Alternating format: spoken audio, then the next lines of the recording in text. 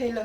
Buenos dias, buenas tardes, buenas noches a todos. Ayan, so, good afternoon po sa inyong lahat. Good evening sa lahat po. Ayan, so, welcome back again to my channel, Guru FW and Spanish. Ayan, so, in today's video, gagawa tayo ng isang napakasarap, nutritious at vegetarian food. Ito ay quinoa paella. Ayan, quinoa veggies paella. Ayan. Nung isang araw gumawa ako ng isang seafood paella. Parang ganon din ang ano niya,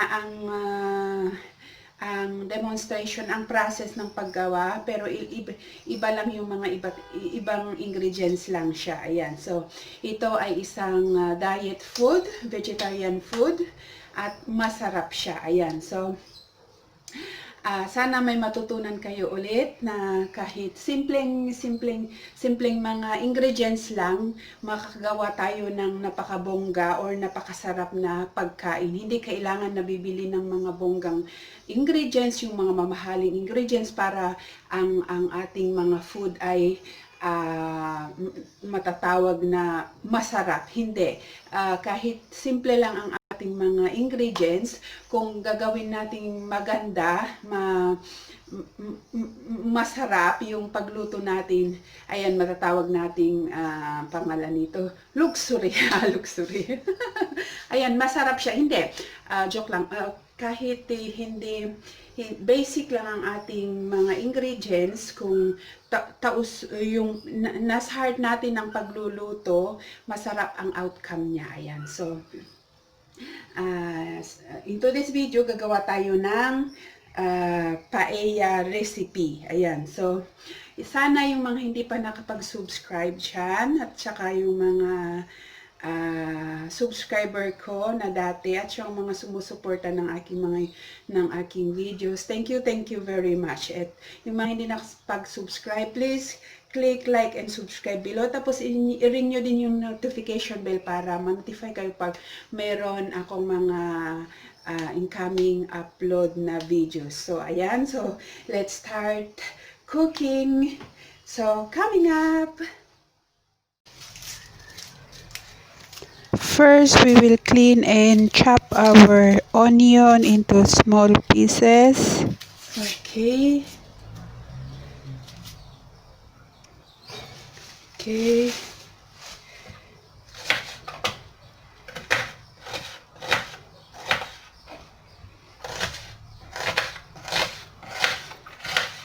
will chop it into very thin pieces.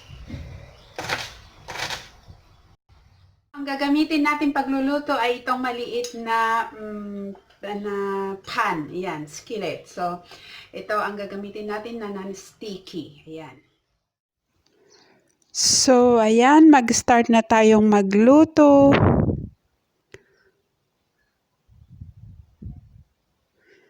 So, ito, we use extra virgin olive oil as usual. First, our onion. We will saute for a few seconds.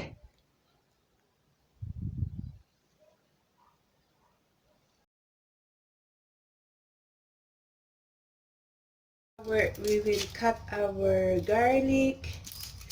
Ilagay natin dito sa tissue para mas madaling malinis. Ayan. Okay. Ayan. And we will chop it.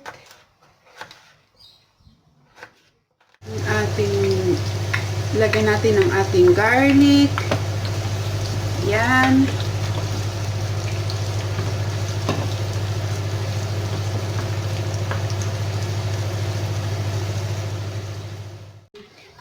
Red pepper.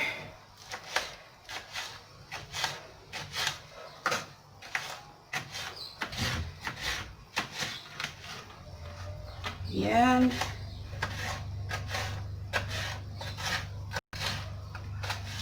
Okay. Natin ang ating red pepper. We saute it for a a second, 20 seconds. Yan.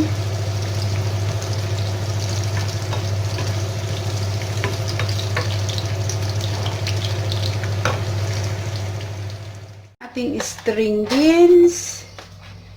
Malalaking beans. Ito yung broad beans pag malaki siya. Ayan. Ay pag lumaki siya, broad beans. Meron din ito sa Pinas, nakita ko. Ayan. We chop it. Ganyan. Paghiwa.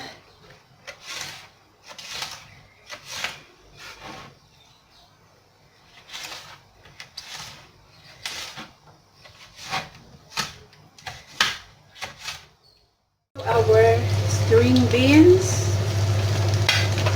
Ayan.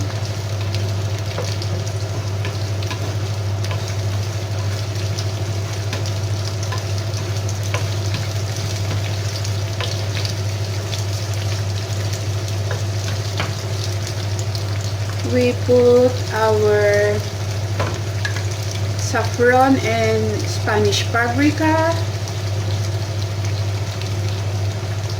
Yan.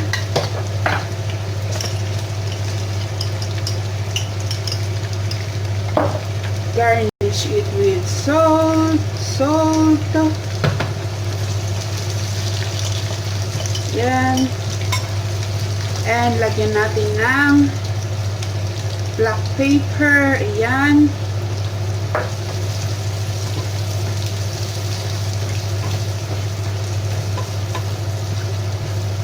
Okay. And now we will put our vegetable broth.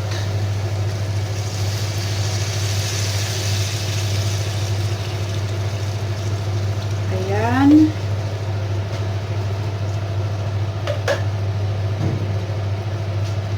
Tapos pakuluan natin ng kaunti. Ayan.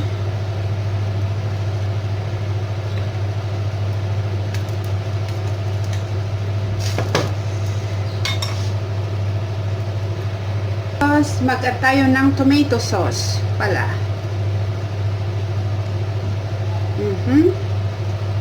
Okay. Stir it. Hugasan natin ang ating quinoa.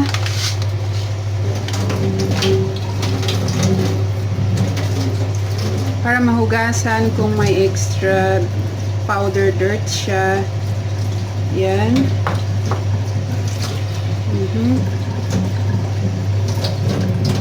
Okay. We will put 2 cups. 2 tablespoon, cup, small cup. Ayan.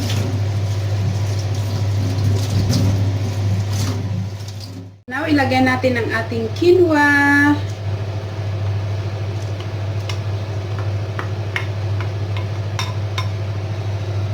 Yan.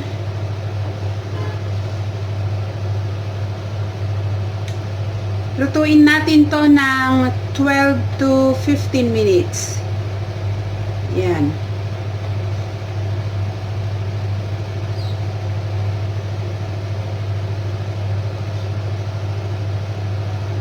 Okay.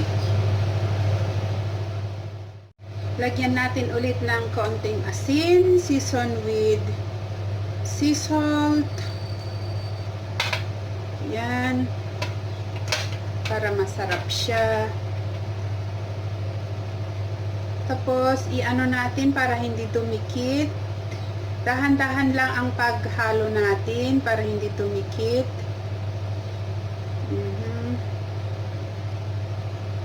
Yan. Lutuin natin ng 10, 12, like that, 12 to 15 minutes.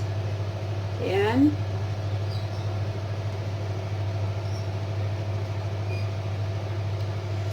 Look at that. It's boiling.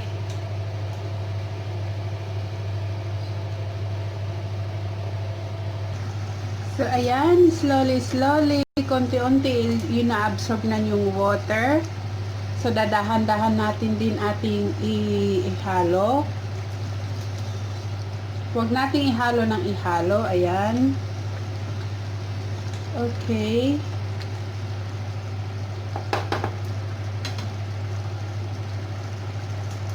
Dahil malapit na itong ilagay ko yung broccoli na aking pinakuluan. Pinakuluan ko kasi ang broccoli para hindi siya, kasi pag ilagay kanina, maano siya. Pangit ang niya, texture niya. Ayan. So, lagay natin ang ating broccoli. Haluin natin ng kaunti. Cauliflower. Ano ba ito? Cauliflower o broccoli?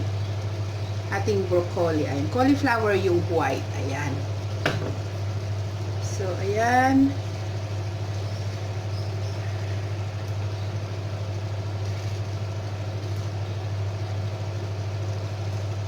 Okay. So, ito na siya.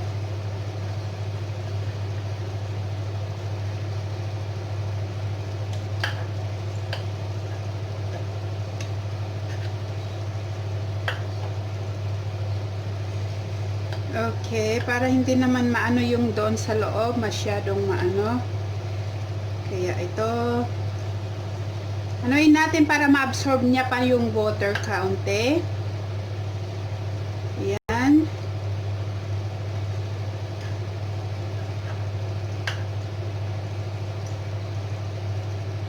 Okay. I-absorb na yung tubig na kaunting natira. So, that's it.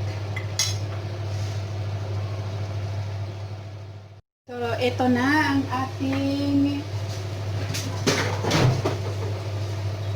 So, yan ang ating quinoa. Luto na siya. At itra-transfer natin dito. Ayan. Luto na siya. Para hindi masyadong maano. Okay. Transfer natin dyan. And now, coveran natin ng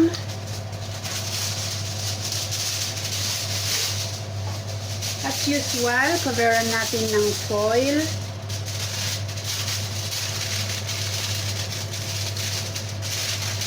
Ayan. At saka itong ayan. In 5 to 8 minutes, then we will see again. Ayan. After 6 minutes, ayan na siya. Okay, masarap. Look. Sarap, diba? Looks yummy. Okay. We will garnish it with lemon, like that. Like that. And spring onion on the top. Ayan. Pampasarap siya. O, diba? Yan. So, yummy. Okay. So, that's it. Our paella. Masarap. So, ayan, natapos na natin ang ating pagluluto ng quinoa veggies paella. At masarap siya talaga. So, sa susunod ulit na ating pagluluto and hope nagustuhan nyo in today's video. So, bye-bye! God bless! See you again next time. Bye!